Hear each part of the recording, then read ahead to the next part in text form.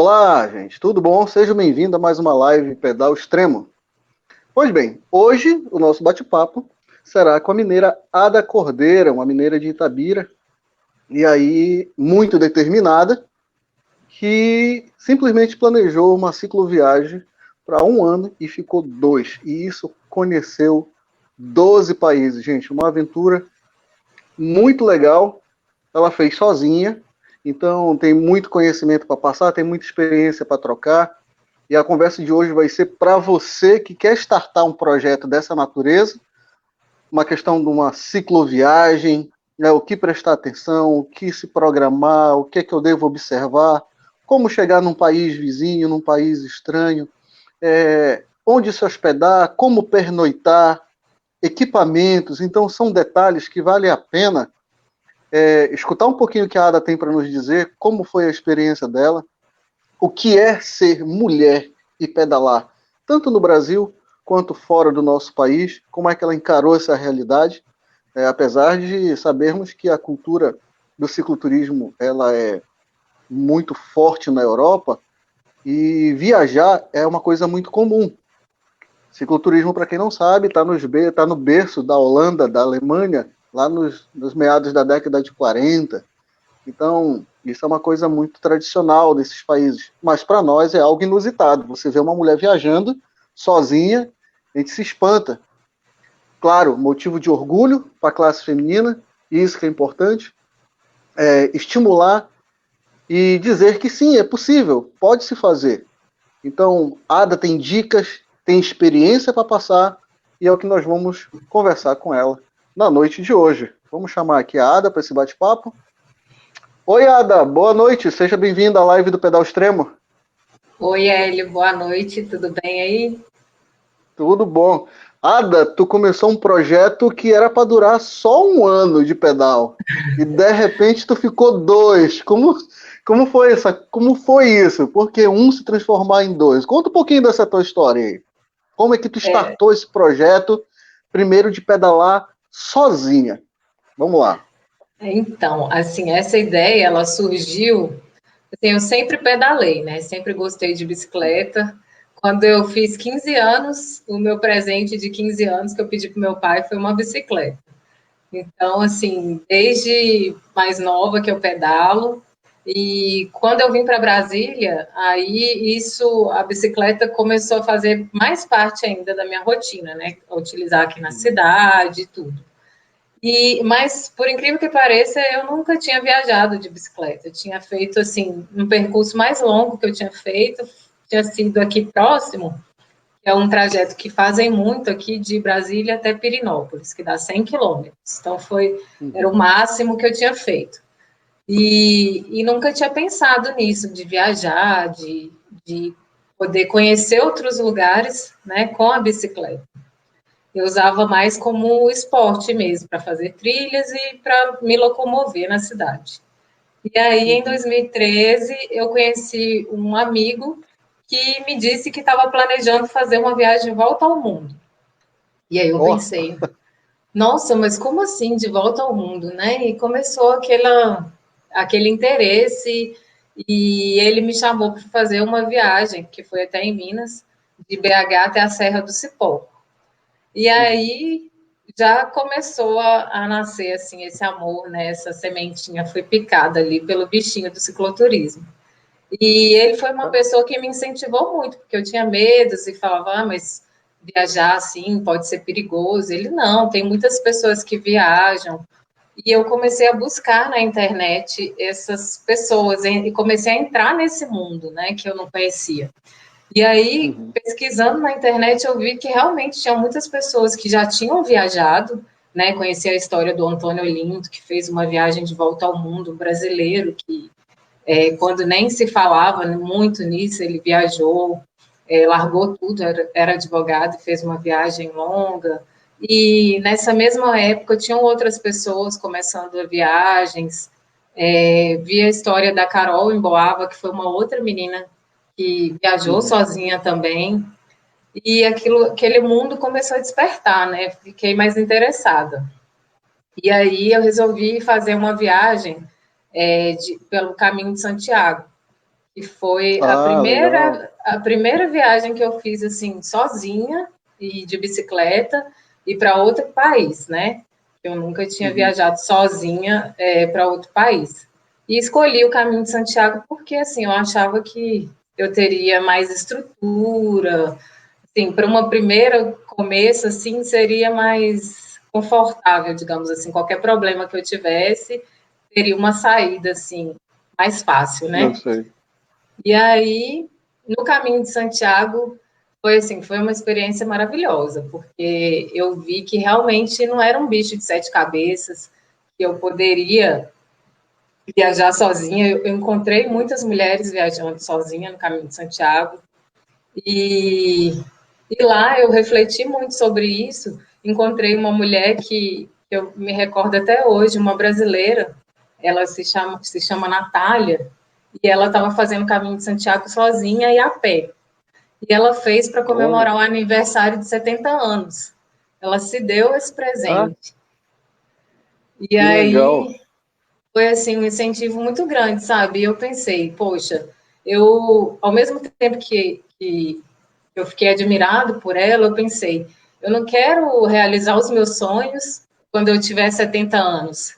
Por que eu tenho que esperar todo esse tempo, né? E fui Uhum. começando a pensar sobre isso. E aí, no Caminho de Santiago mesmo, eu resolvi que tiraria um ano sabático para fazer uma viagem maior, né? Que tinha sido ainda uma viagem curta lá no caminho. E aí eu já voltei determinada a planejar isso. E a minha ideia, então, era fazer uma viagem de um ano, né? Eu voltei planejando isso. Seria me organizar para conseguir a licença do trabalho e para fazer essa viagem um ano, que seria saindo do Brasil para chegar até a Colômbia. Era a minha ideia inicial, porque também no Caminho de Santiago eu conheci um grupo de colombianos que, assim, me adotaram praticamente no caminho. E aí, Oi, um bacana. deles, eu falei para ele, falei para o José, falei, José, em 2015 eu vou te visitar na Colômbia e eu vou chegar lá de bicicleta. Fiz essa Ó, promessa ainda lá no Caminho de Santiago.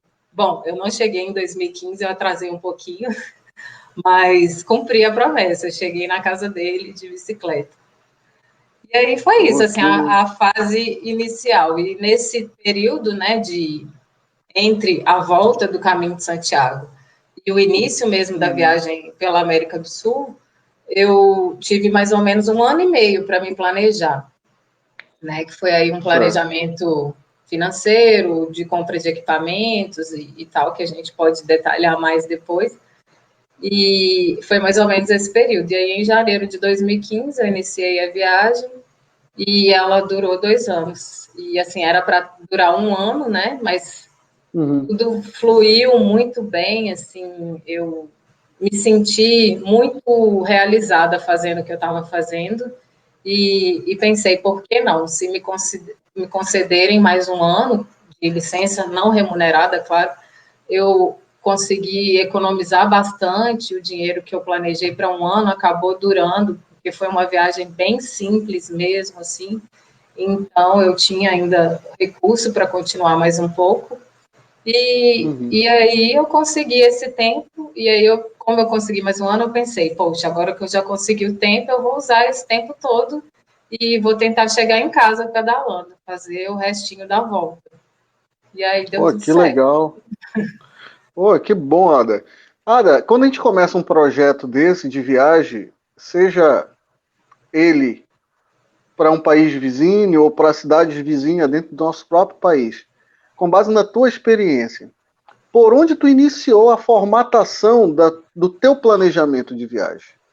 O que primeiro item você começou a dar atenção para começar a estruturar essa viagem que você ia se lançar?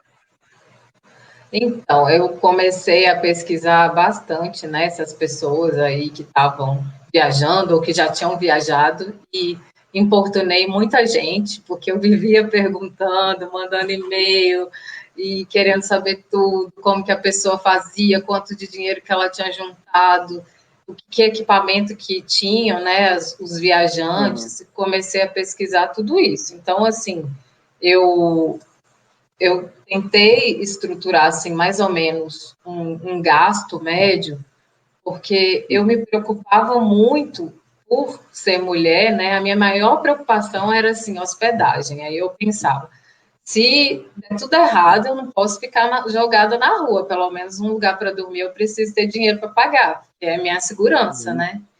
E aí eu tentei fazer um orçamento mínimo que garantisse, pelo menos, se eu precisasse de hospedagem assim, e busquei na internet esses equipamentos que os viajantes usavam, assim, muitos equipamentos é difícil de conseguir no Brasil, assim, equipamentos mais leves, mais compactos e tal. Hoje não, hoje a gente até tem mais assim, mais empresas, assim, no Brasil que vende alforge melhor, né, questão da Uhum. barraca, você consegue achar mais fácil, tem mais lojas e tal, mas em 2015, 14, 15, era ainda mais complicado. Então, eu fui juntando dinheiro também para poder comprar esses equipamentos. Aí eu aproveitava, quando eu sabia de alguém que ia viajar para o exterior, eu já pedia para comprar alguma coisa, e fui ao longo desse 1 ano e meio, né, trazendo esses equipamentos e juntando esse dinheiro e me organizando na questão do trabalho para conseguir sair, né, como previsto. Mas Uhum. o que eu vi depois é assim, muita gente me pergunta isso, a questão dos equipamentos. Ah, eu tenho que ter tal barraca para viajar, eu preciso de ter tal fogareiro para viajar.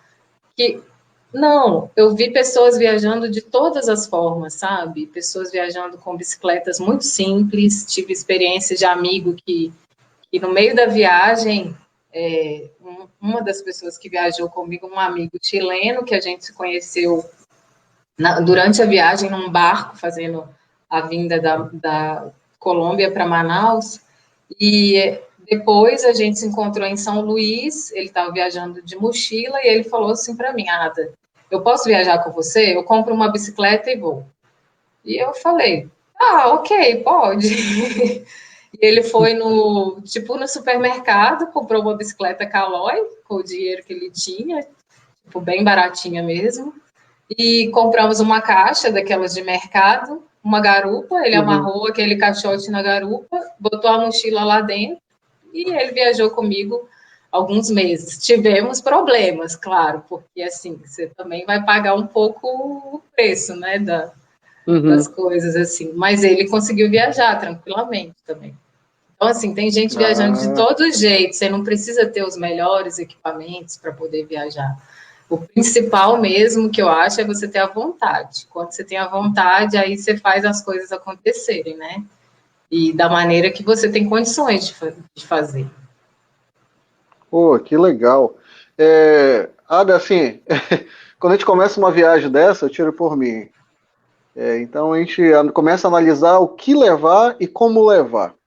Então tem cicloturista que ele começa com muito equipamento e ao longo da jornada ele começa a abrir mão de material. Vai dando, vai dando, vai dando, vai. Depois tem outros que começam com menos e vão adquirindo. Nesses 2 anos de viagem pela América, qual foi o teu perfil? Tu saiu com pouco e precisou adquirir mais equipamento ao longo da viagem? Ou tu saiu na medida certa? Como é que foi? Não, eu saí quase na medida certa, mas assim, eu fui olhando, tipo, passou um mês. Aí eu abri o alforje, poxa, essa roupa aqui eu não usei até hoje, o que, que ela tá fazendo aqui? Vamos deixar ela no meio do caminho, porque, né, não precisa carregar.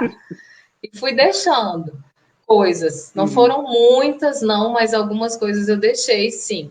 E outras eu fui adquirindo ao longo do caminho, porque assim, a minha viagem mudou muito. Eu saí, se você pegar uma foto de quando eu saí, eu tava tipo estilo mais alguém mais esportista, assim, sabe? Tudo Uhum. arrumadinho, bonitinho, não sei o quê. No final, eu já estava bem avacalhada, assim, porque eu já não ligava muito para nada, carregava tudo embolado no alforge, ia carregando as coisas que eu achava que eram importantes. Porque, por exemplo, eu comecei a fazer uns artesanatos, fazia uns chaveirinhos, para deixar de presente nas pessoas que me recebiam. E às vezes para alguém queria ajudar a viagem, queria comprar e tal. Então, assim, eu carregava quilos de arame, mas era assim, era algo que não era essencial, mas que para mim naquele momento era, porque assim, eu podia fazer alguma coisa, retribuir um pouquinho, né, do carinho das pessoas, deixava um agrado e tal. Então, assim, eu fui agregando coisas, comprando coisas, que depois que eu vi que eram essenciais. Uma das coisas que eu falo que mudou minha vida foi quando eu comprei uma frigideira de verdade. Porque eu ficava cozinhando naquelas panelinhas de acampamento e, nossa, era Uhum. terrível. E eu adoro no café da manhã comer tapioca, comer, bom, na Colômbia arepa, ovo, fazer verduras, Uhum. assim. E quando eu comprei uma frigideira, eu falei, nossa, foi uma aquisição perfeita. Ei, Ada, nessa tua viagem, teve algum item que tu não usou? E disse assim, caramba, eu trouxe um negócio e já tô para mais da metade do caminho e isso ainda não foi útil. Teve algum item assim específico? Caramba, agora eu não vou lembrar. Eu acho que o que eu levei eu Uhum. usei, viu? No início teve roupa que eu deixei, porque, Normalmente a né? roupa. Aí a gente sai e fala, ai, não, vou levar esse vestido, porque vai que, né? Ou vou levar essa saia. E depois você vê, não, eu preciso só da calça de pedalar, um vestido tá bom, porque serve para 1000 utilidades, mas não preciso ter dois. E fui readequando, assim, o modelinho. E aí vocês vão ver que essa jaqueta laranja, por exemplo, que tá passando aí, ela me acompanhou, tipo, quase 2 anos de viagem. O dia que eu tive que Né, despedir dela, eu quase chorei. tem peças que realmente são muito úteis. Eu acho que tu pode até falar um pouco sobre isso. Nosso país, ele é quase não, é um país continental, a gente tira por ele. Então, nossos países vizinhos, você desce mais um pouquinho, o clima ele muda drasticamente e um bom isolante térmico ele faz uma diferença muito grande, né? Como foi tua experiência Sim, com essa questão da temperatura?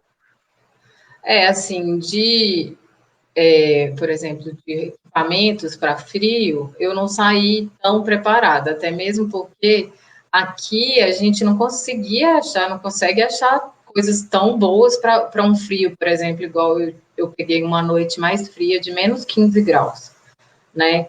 Então, Nossa. assim, não é nada, é algo assim, bem punk mesmo, né? Então, eu saí com o Uhum, básico de frio, essas jaquetas terceira camada, né, que a gente chama assim, essa corta-vento, alguns uhum, fleece, essa blusinha mais peludinha de dentro. Mas no quando eu cheguei no Chile, eu ia me preparar para atravessar a Cordilheira dos Andes pela primeira vez, e já era início de julho. Então, é um período que faz muito frio, que pode nevar, enfim.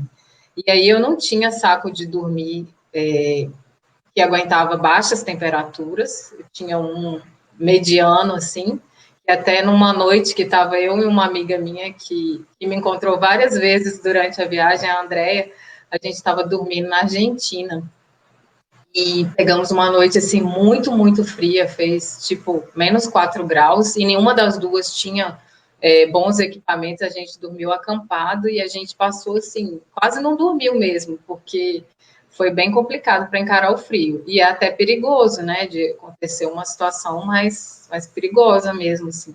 E uhum. aí, depois dessa noite, eu falei, não, eu não vou acampar enquanto eu não tiver, assim, condições de ficar preparada, porque eu posso passar por uma situação realmente de perigo. Aí, no Chile, isso foi na Argentina, e quando eu entrei no Chile, que eu ia preparar para a primeira vez que eu ia cruzar a Cordilheira dos Andes, que aí já ia ser altitudes acima de 3.000, e aí eu me preparei, fui em Santiago e comprei equipamento bom de um saco de dormir bom, que aguentava temperaturas, né, menos 20 graus, assim, tranquilamente, e uma jaqueta de plumas também para aguentar o frio mais intenso. E meias, porque eu sentia muito frio nos pés, assim, meu pé fica, tipo, congelando, sabe? Os pés e as mãos. E são as partes do corpo que você tem que cuidar bastante, né, com o frio. E Né, que eu aí, passei. você deve Sim. saber mais dessas coisas. Eu sei que eu senti um frio danado nos pés e nas mãos, e aí eu comprei boas meias e esses equipamentos de camping, de saco de dormir e a jaqueta. E aí fui tranquila. Aí eu falei, agora posso ir, que pode nevar, que acho que vai dar certo. E Pô, aí, legal. então, esses equipamentos para frio, pelo menos, eu acho que às vezes vale a pena, no meu caso, né? Como eu ia viajar há muito Uhum. tempo, então comprar já na hora que você chega num lugar que já vive esse clima e eles vão ter mais produtos também, você vai achar coisa mais barata. Ada, na tua experiência nesses 12 países que você passou, qual o lugar mais diferente que já dormiu, assim? Qual Mais o mais, diferente? mais inusitado, né? Sem a questão do camping, que é diferenciado, que o camping em si, em qualquer lugar, ele já é diferente, por natureza. Mas, assim, qual o lugar que tu pernoitou e disse, ó, vou ter que dormir aqui? Então, com relação à hospedagem, quando eu comecei, eu ficava tão preocupada com isso, né? De, Uhum, assim, eu, por exemplo, definia o meu trajeto num dia pensando, eu estou na cidade tal, então eu tenho que chegar na cidade tal, porque eu pensava que uma cidade seria um lugar mais seguro e tal, para poder dormir. E às vezes eu até me esforçava muito só para chegar numa cidade. E depois, já no decorrer da viagem, eu mudei um pouco essa metodologia aí. Mas, uhum, então, com relação à hospedagem, eu sempre usei muito as hospedagens solidárias, né, que tem uhum. na internet, o Warm Showers, Couchsurfing, e também utilizava, assim, pedir bombeiros, que os bombeiros, eles ajudam muito, tanto no Brasil eu usei, e nos outros países, praticamente todos, eu usei bastante, e quando não tinha, eu tentava outras alternativas, né? Assim, se era um povoado pequeno, pedia na escola, numa igreja. Mais uma situação engraçada que eu cheguei uma vez num povoadinho bem pequenininho na Argentina, e aí estava assim meio clima cidade fantasma, assim, pouca ninguém na rua. Eu olhava assim, já era finalzinho do dia. E aí continuei andando, passei em frente ao local que seria a polícia, mas estava vazio. E de repente eu vi uma pessoa na porta da casa, assim, jogando água nas plantas, e resolvi perguntar. Aí era um médico, eu acho, que trabalhava no postinho da cidade. E aí eu perguntei para ele, falei, olha, você sabe de algum lugar que eu possa só passar a noite, eu tenho barraca, e que seja seguro e tal? Aí ele pensou, foi lá dentro, voltou, falou assim, ó, se você quiser, tem o hospital daqui. Ele tá vazio, se você quiser, você pode ir para lá. Aí eu falei, ué, então tá, ué, tô aí, aceito qualquer proposta, né? E fui. E aí, à noite, foi na maternidade do hospital. Fiquei Oh, lá que sozinha na bom. maternidade. E, Ai, e foi uma noite muito tranquila. Na verdade, nessa noite tinha uma pessoa no hospital. Era uma hum. senhorinha, então fizeram até o jantar da senhorinha e me ofereceram, aí comi ainda a comida do hospital. Passei a noite super segura, tranquila. No dia seguinte, arranjei minhas coisas bem cedinho e agradeci e segui viagem. Oh, E coisa boa. uma outra engraçada, assim, foi no Peru, que eu viajava com mais dois amigos. Era um brasileiro e um espanhol.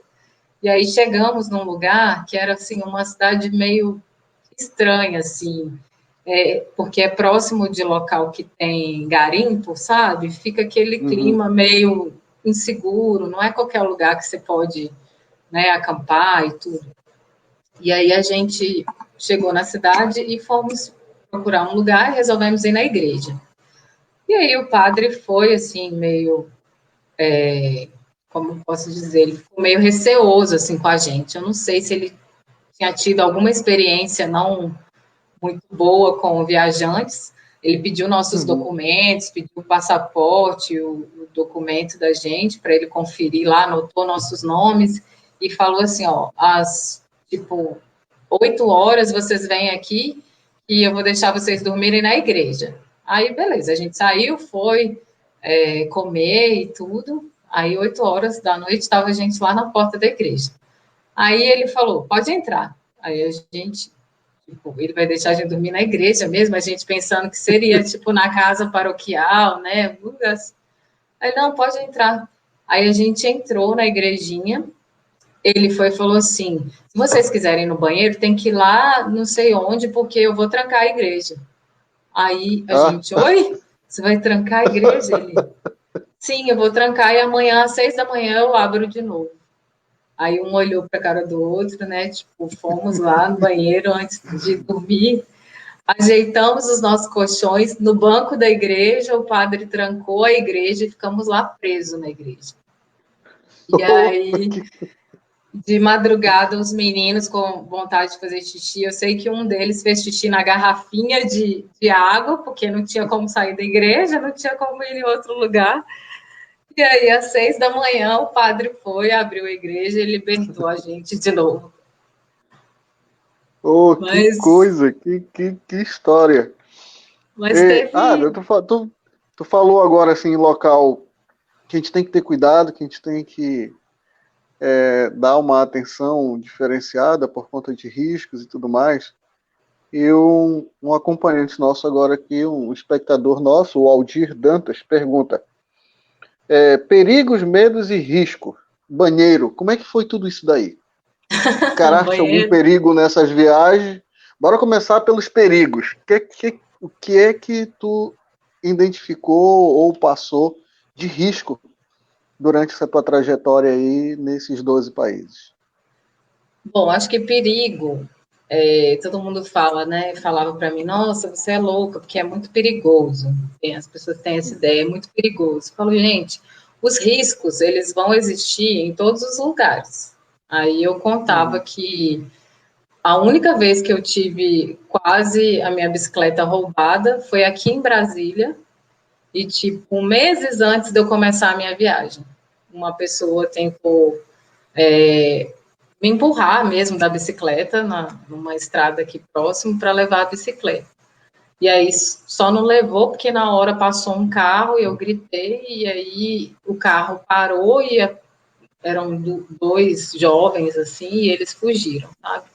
Mas foi uma coisa que me assustou muito assim e eu fiquei pensando, se eu tivesse deixado esse medo, né, dessa situação falar mais forte, eu nem teria saído para viajar, né? Porque imagina, foi pouco tempo antes. Então, assim, eu acho que os perigos, eles estão em qualquer lugar, eles podem acontecer, né? Então, assim, a gente não deve deixar de fazer algo por causa disso. E os medos também, eu saí com muitos medos, mas fui tentando encarar cada dia e esses desafios. Eu tive situações, assim, que eu ficava mais, assim, receosa. Por exemplo, uma situação que eu fiquei com bastante medo mesmo foi na Colômbia.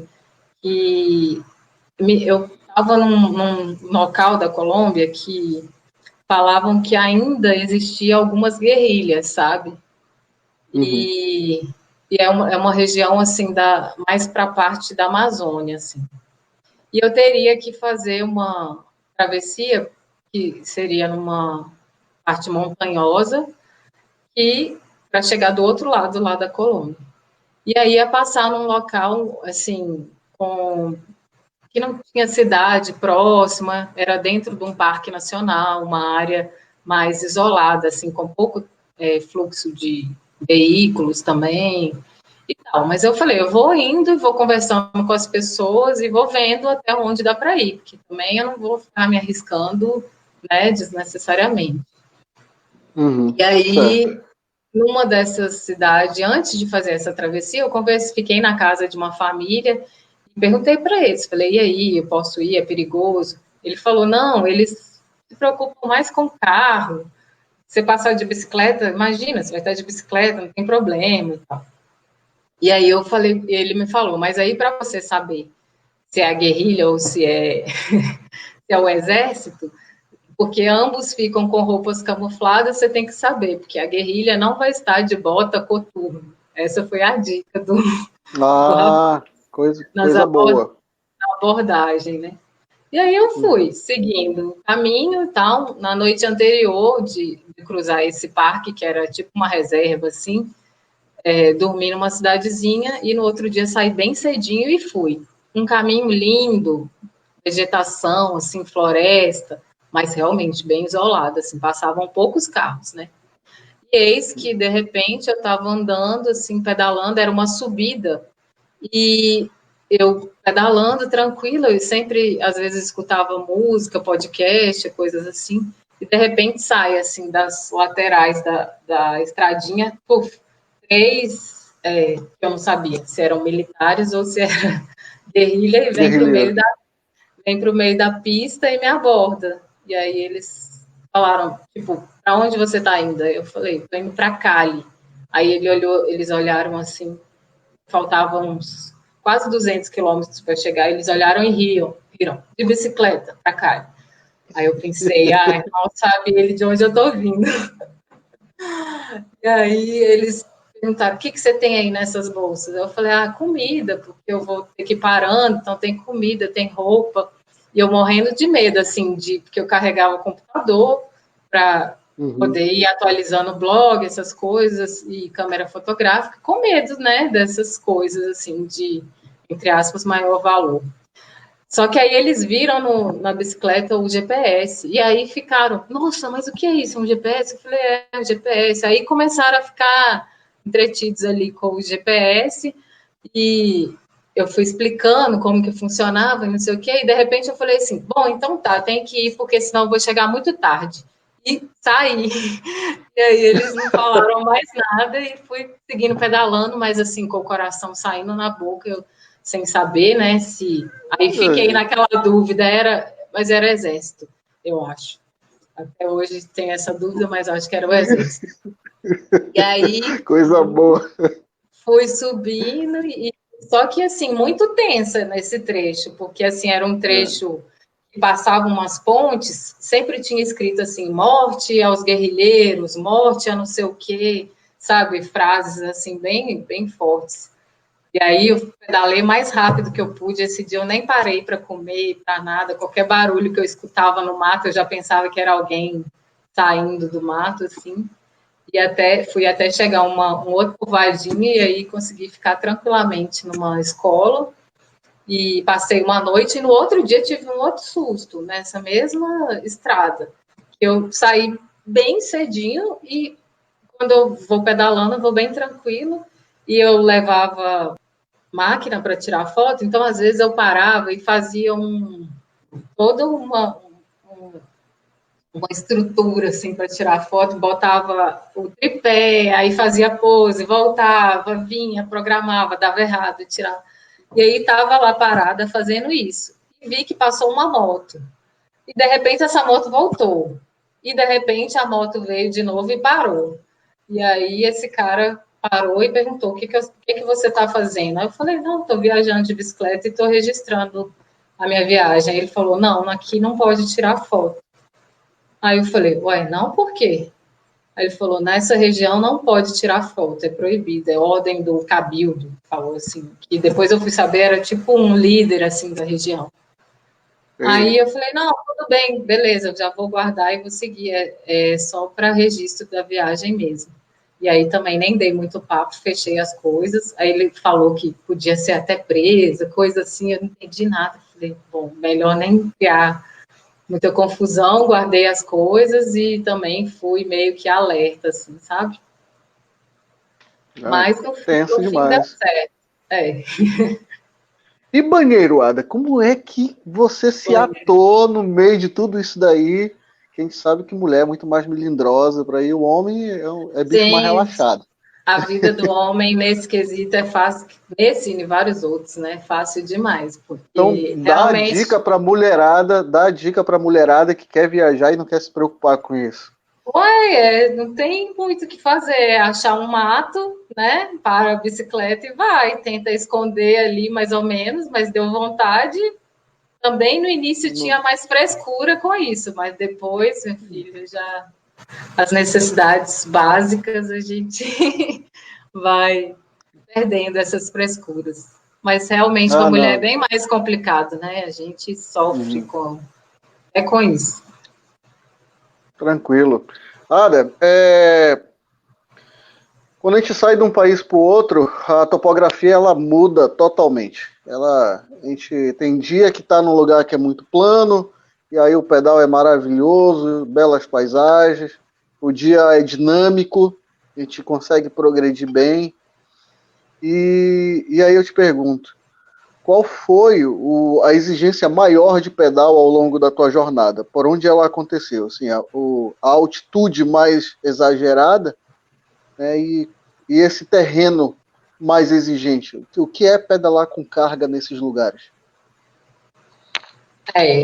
A vantagem de viajar de bicicleta é que você, por exemplo, quando vai para uma altitude assim de quase 5.000, por exemplo, que foi o máximo que eu pedalei, né? Numa viagem que você faz de carro, por exemplo, o seu corpo sente muito, porque a mudança é muito rápida, né?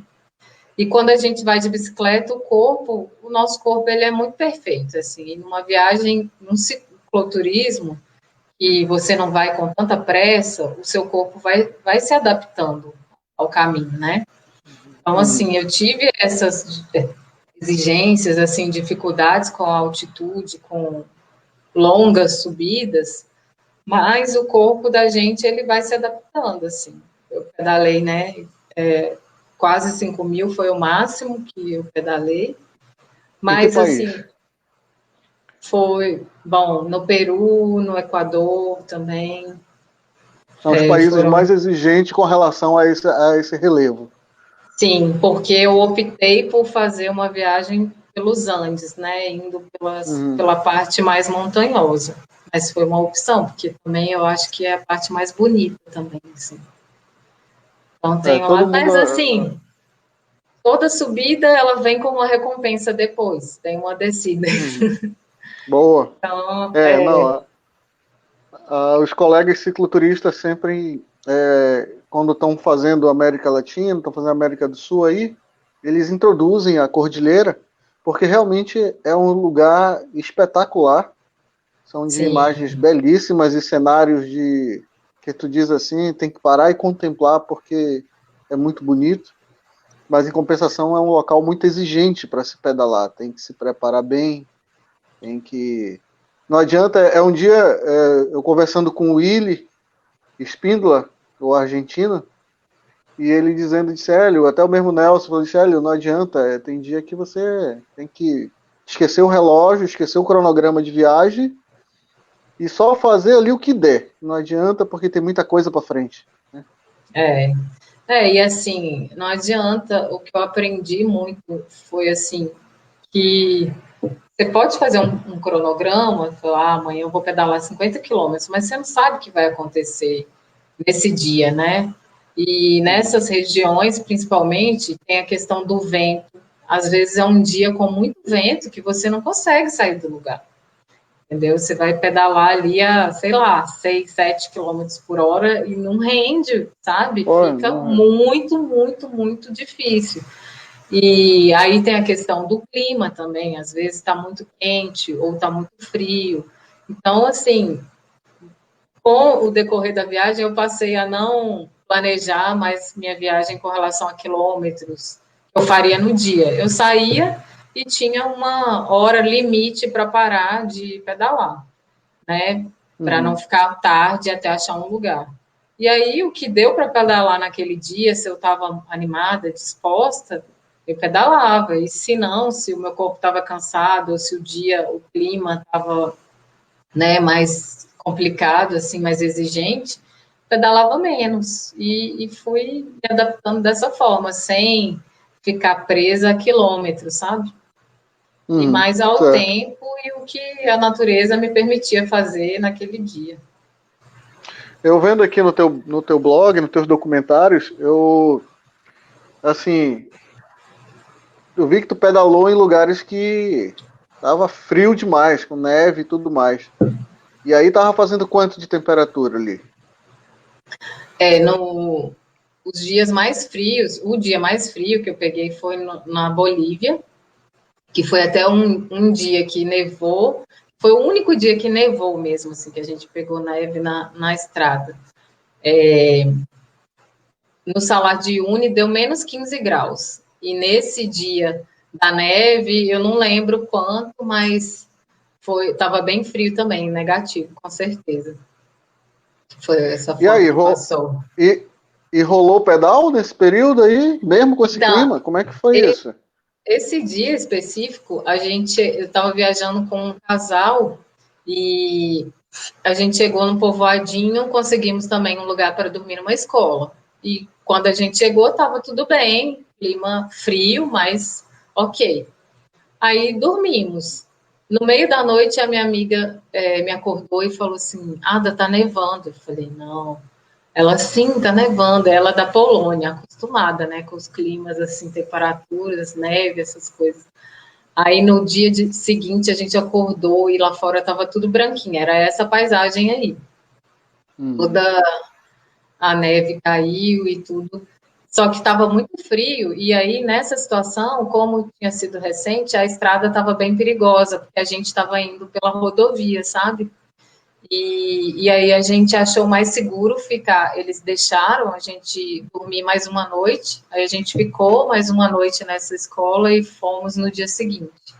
Seguimos viagem no dia seguinte. Aí já não estava mais nevando, mas a estrada ainda estava, assim, a paisagem ainda estava branquinha. Oh, legal.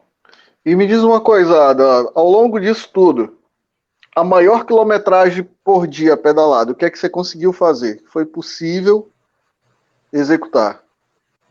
Esse dia foi um dia assim muito perfeito em que as condições, tipo, coisa que nunca acontece, o vento tá a favor. Esse dia estava a favor. Era um terreno plano, né? Eu saí bem cedo, que foi quando eu estava saindo de Buenos Aires. E o primeiro dia que eu deixei Buenos Aires, então assim, eu estava bem ansiosa porque eu estava deixando uma cidade muito grande, eu tinha medo da saída da cidade, porque falavam que era perigoso e tal. E aí eu Uhum. consegui a dica com um amigo de um caminho que eu poderia fazer, que segundo ele era mais seguro, e falei, não, beleza, mas eu vou sair bem cedo. Então eu saí nesse dia, tipo, antes de 5 horas mais ou menos, ainda estava escuro, para poder pedalar esse trecho na cidade, ainda bem cedinho, né? Quando não tivesse muito trânsito.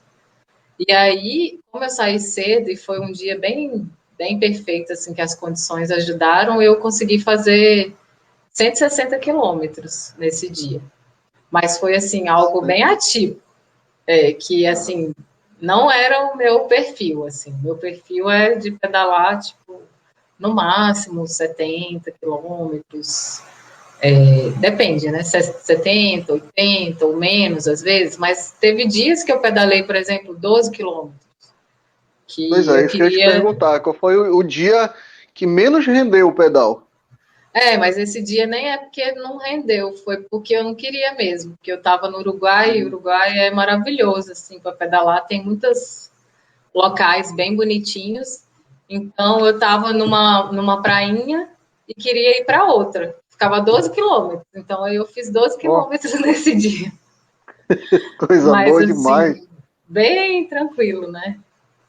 E teve Falando dos dias que eu não. países, ah, Teve dias também sim. que eu não pedalei, porque na verdade eu não pedalava todos os dias, claro. Eu tirava dias para Uhum. descansar, para organizar as coisas, lavar roupa. Então, assim, Boa, tocaste num assunto interessante. De quanto em quanto tempo tu retornava para a estrada, mais ou menos, Ada? não tinha muito uma regra, mas eu tentava pedalar tipo 4, 5 dias e parava uns 2 dias assim para descansar e para organizar a vida, né? Lavar as coisas e mas não tinha muito uma regra não. Aí, por exemplo, Uhum. quando eu chegava numa cidade que eu queria conhecer mais, às vezes eu ficava mais tempo, não tinha tanta regra. Em Buenos Aires eu fiquei quase 15 dias.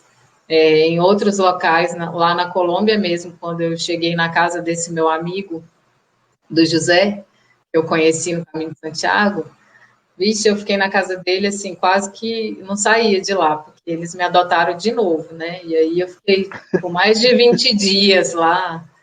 Então, assim, não tinha muita regra, sabe? Quando você tem muito tempo, você pode se dar esse luxo, né? É bem diferente, por exemplo, de outras viagens que eu fiz de férias.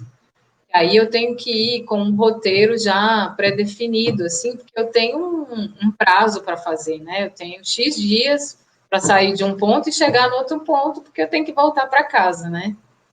E Uhum. nessa viagem aí não tinha esse limite do tempo, assim. Então eu podia me dar esses luxos de ficar onde eu gostava, parar o tempo que eu queria, e fui Pô, fazendo assim.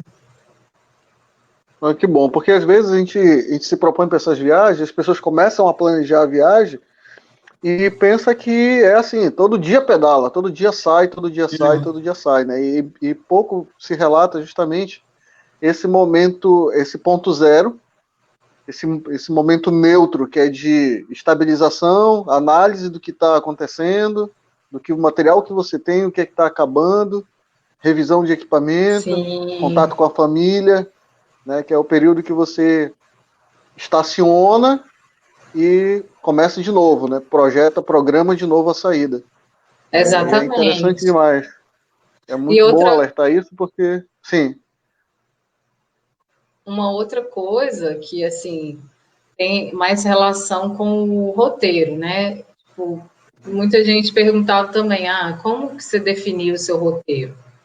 Na verdade, eu fiz assim, eu defini locais que eu queria conhecer, né? Eu sabia o meu ponto de partida, eu saí de Florianópolis, que já queria sair mais ao sul, e queria chegar na Colômbia inicialmente, né? Então, nesse caminho, eu estabeleci pontos, assim, que eu queria conhecer, né, cidades, por exemplo, Salar de Uyuni, eu queria conhecer, São Pedro de Atacama, aquela região próxima a Bariloche e tal.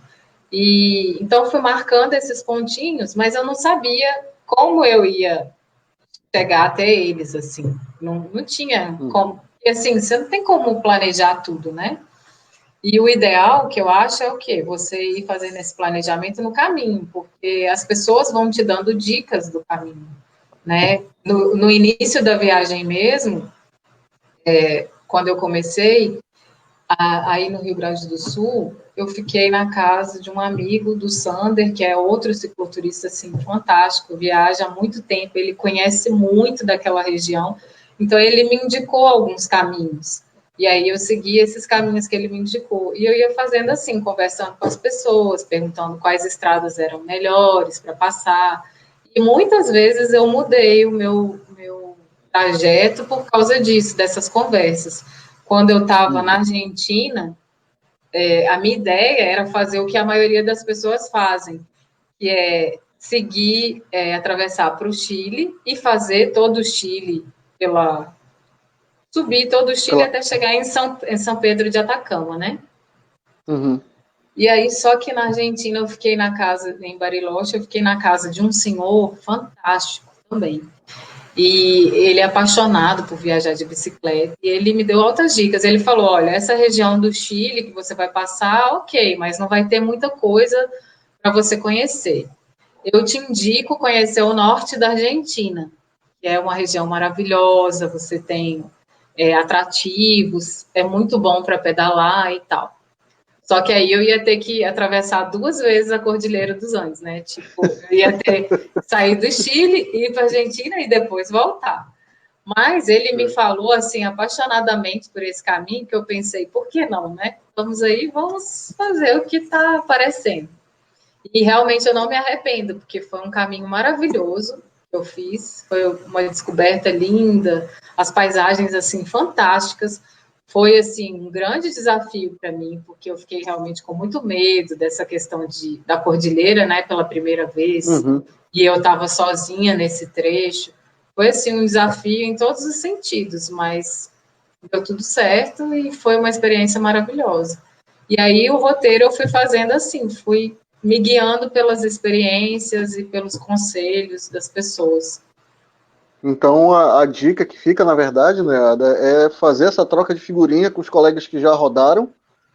Quem pretende Sim, fazer América, sempre procurar os blogs, entrar em contato com a turma que já rodou, perguntar, escolher os melhores trajetos, perguntar das maiores dificuldades, né? e E é sempre importante para montar o planejamento. na verdade, assim, eu acho que não tem um melhor trajeto. A viagem de cada um é uma experiência única, sabe? O que Sim. foi lindo para mim, o que eu gostei muito, pode não ser para outra pessoa, que pode ter um outro estilo Uhum. de viagem, o que... Então, assim, né? Mas é sempre bom ter essa troca de experiência e procurar saber a experiência. Eu li muitos relatos, assim, e o do Nelson, do Beto, o Ambrosio, do Tiago, que fez também América do Sul, e essa parte que eu não fiz era uma parte muito difícil que eles relatavam, porque passava grande parte de deserto, ali chegando já no Atacama, que passava um trecho muito longo sem cidade, que tinha que levar muita água, e assim, era um trecho Uhum. realmente muito complicado, assim, um esforço físico muito grande, e eu fiz esse outro caminho também, foi desafiador nessa questão da física, assim, né? Mas Uhum. foi também bem bonito, mas foi assim um Pois caminho é, diferente, que eu, normalmente eu, ia, eu, ia, eu já ia até te perguntar isso. Falamos de vento, falamos de frio, e ia te perguntar do deserto do Atacama. Como é que foi pedalar? O que é que fez diferença no deserto do Atacama? Porque a gente sabe que é uma área muito inóspita e muito exigente com relação à hidratação. Como é que tu encarou sim, isso? O que foi é que tu... assim, Primeiramente, qual foram as recomendações, né, para passar é, pelo deserto do Atacama? o primeiro medo que eu tinha era do frio, né? Que é essa questão do frio, porque eu estava indo numa época de inverno, né? Então, Só para assim, alertar, Ada, só para a gente alertar a turma que está nos acompanhando, quem não tem conhecimento, gente, no deserto, de dia é extremamente quente e à noite é extremamente frio. Então é um disparate de quedas de temperatura, são absurdas. Né? Então é isso que a Ada tá falando, porque acho que a gente não é a nossa realidade de Brasil, né, Ada? Deserto. não. Então, conta um pouquinho dessa história, vai lá. Quando eu fui para chegar em São Pedro de Atacama, eu fiz esse caminho, que eu estava na Argentina e ia ter que fazer o passo de rama, que eles falam, que é uma travessia bem difícil. E aí eu Uhum. estava na cidade de, acho que chama Pumamarca, e ia ter que começar uma subida, que era uma subida bem dura para poder chegar ali nos seus 4.000 metros e ficar uns dias ali atravessando a 4.000, e é um trecho assim também bem pouco assistido de cidade, tinha uma cidade no caminho, e eu estava realmente assim com bastante medo dessa parte. E aí eu fiquei na cidade de Purmamarca esperando para ver se eu conseguia, se aparecia uma outra pessoa que ia fazer aquele caminho para eu juntar na pessoa e ir junto ali fazer o caminho junto. Fiquei ali alguns dias só observando para ver se aparecia alguém, mas no dia que eu resolvi que eu ia seguir no dia seguinte, apareceu um senhor, só que ele falou assim: olha, eu já vou subir, começar a subida hoje. Então eu vou dormir, sei lá, daqui a tantos quilômetros, e se você quiser me encontrar, você me encontra lá na frente. Bom, e eu pensei, então beleza, amanhã eu saio bem cedo, tipo 4 horas da manhã, e vou. E tentar achar esse cara, porque eu vou ter que grudar nele para poder fazer essa travessia. Só que, lógico, que eu não achei ele mais, porque ele foi bem mais rápido e foi um trecho bem difícil mesmo, porque, assim, era uma subida, eu não lembro quantos quilômetros, mas eu acho que daria, tipo, mais de 30 quilômetros, talvez, que faz, assim, aqueles caracóis. E, tipo, no Uhum. início da subida, foi mais difícil do que Los Caracoles, que é a subida que faz do Chile para a Argentina, também é uma subida, assim, bem complicada, que eu lá de baixo eu vi as voltinhas e tipo passou um ônibus por mim e quase me obrigou a botar a bicicleta dentro do ônibus, porque ele falou, minha filha, isso daí é insano, não faz isso não, que não vai dar certo. E eu falei, não, eu vou tentar pelo menos, né? Se eu não conseguir, eu dou um jeito, eu peço uma carona e tal. E aí fui indo até onde dava. Eu sei que esse ônibus passou por mim e eu fui ver ele lá na pontinha, tipo, meia hora depois, chegando lá em cima da montanha, sabe? Para ter noção do tanto que era a subida. Sei que eu comecei o pedal esse dia, que foi o primeiro dia dessa travessia, para poder chegar lá no deserto. Eu comecei, tipo, 4 horas da manhã, eu fui chegar no topo da montanha, na parte mais alta, 3 horas da tarde.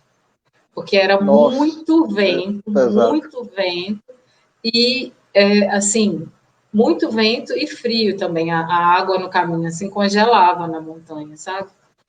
E eu sei que Oh, quando eu cheguei lá, foi assim, uma sensação tão boa. Tinha como é uma parte turística, tinha tipo um vendedor de artesanato, uma pessoa sozinha no alto da montanha vendendo artesanato.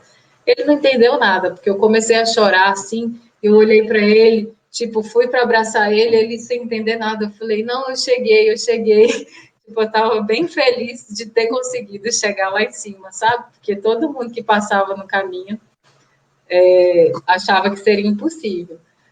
E aí foi o primeiro no... dia dessa travessia. E os outros dias foram bem difíceis também, por causa do vento e tudo. E aí o primeiro desafio foi chegar nessa barreira, que é a fronteira da Argentina com o Chile. E quando eu cheguei lá, eu fui fazer o processo de imigração e tal, e o pessoal da aduana falou, olha, não é recomendado você descer sozinha, porque a previsão é de neve nos próximos dias, e aí seriam, tipo, mais 3 dias para fazer esse trecho da fronteira até chegar em São Pedro, e Uhum. poderia ter uma nevasca, coisas assim, que fecha realmente a estrada fica intransitável. E aí o pessoal da aduana recomendou, eles falaram assim, a gente até arranja um caminhão para você descer, mas a gente, se você quiser ir, você pode ir, mas a gente não recomenda. E aí eu pensei, poxa, eu tô aqui falando com quem entende do negócio, né? Eu vou querer dar uma de sabida, né? Colocar a minha vida em risco. E aí aceitei e assim, também não estava ali para mostrar nada para ninguém, que eu sou a melhor, invencível. Não, a minha segurança eu pensava em primeiro lugar. E desci esse trecho de carona num caminhão e ele me deixou em São Pedro. E aí de São Pedro foi outra luta, porque aí seria atravessar mesmo uma parte do deserto do Atacama para chegar na Bolívia.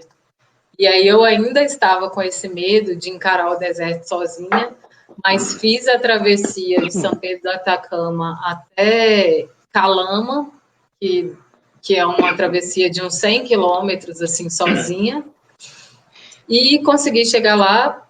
Também foi difícil, mas deu tudo certo, levando bastante água e saindo bem cedo. E acabou que em Calama eu fiquei na casa de um Army Showers, e quando eu cheguei na Uhum. casa desse garoto, tinham outros 2 viajantes lá, um casal. E eles iam fazer esse trecho de ônibus, de Calama até o Iune.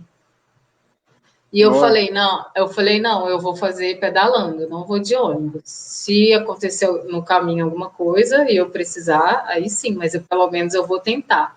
E eles acabaram falando, já que você vai, a gente vai com você. E aí eu tive ah, companhia nesse trecho de. Acabou que eu viajei com eles muito tempo. Viajei, tipo, uns 3 meses, a que a gente acabou viajando junto. Era para ser só uns dias e a gente acabou seguindo viagem juntos, mas foi ótimo. Que aí nesse trecho do deserto eu fiz na companhia deles e aí foi bem mais divertido, assim, foi menos sofrido, sabe? Apesar de ter sido sofrido, foi mais divertido, assim. A gente aproveitou é, bastante. é interessante. Tu vem me narrando a situação que aqui e ali você encontra outros cicloturistas. A gama de cicloturista hoje pela América é muito grande, né? Ou seja, Sim, isso em determinados pontos nos dá até um certo conforto quando a gente encontra um outro cicloturista. A gente dá Dá uma relaxada, ó, tem um irmão ali para trocar É, ideia, nossa, eu né? adorava, eu ficava Então, muito feliz. aí é bom demais. Então, ou seja, quem pretende startar um projeto dessa natureza já é uma salvaguarda de uma salvaguarda de que já não é sozinho, tão sozinho uma aventura dessa, né? É quase É, que normal encontrarmos grupos ou outros cicloturistas desenvolvendo a mesma função, a mesma ação de viajar sozinho ou em grupo. sim. Agora, assim, de cicloturista para cicloturista, alguns têm assim uma certa resistência em compartilhar a sua viagem, né? Por N motivos. Eu acho Então, assim, tem gente que como é que você prefere. adotava, como é que tu adotava essa abordagem com o outro irmão cicloturista?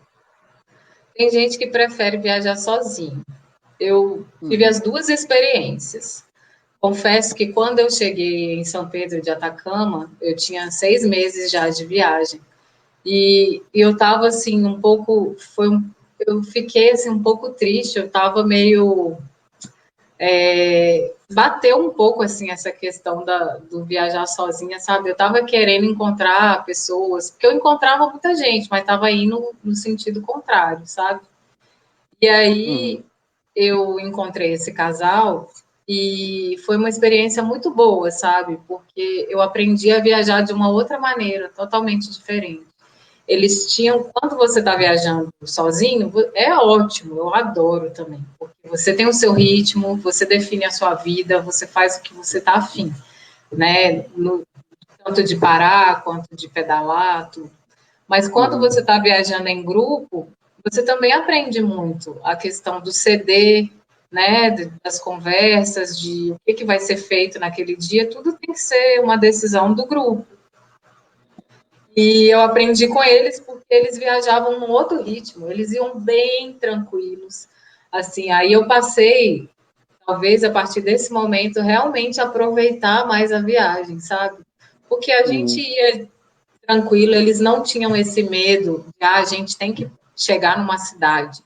Não, a gente poderia parar em qualquer lugar e ou acampava ou pedir ajuda nesses locais, na escola, e tudo se resolvia. Então, assim, eu aprendi muito com eles.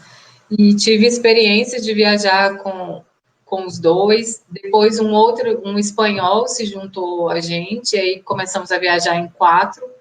E quando a gente estava saindo da Bolívia para começar a viagem no Peru, nós chegamos a viajar em 7 pessoas. Foi bem estressante, assim, essa parte. Eu já digo que foi demais. Aí teve um momento que deu até um rompimento, assim, no grupo, porque aí já é muita gente, aí fica muito difícil as decisões e tudo. Mas Eu foi uma sei. experiência bem legal e a gente era bem aberto, assim, em momentos que um ou outro queria viajar sozinho, se despedia do grupo, seguia ali o outro caminho, às vezes se encontrava adiante. Isso aconteceu comigo várias vezes,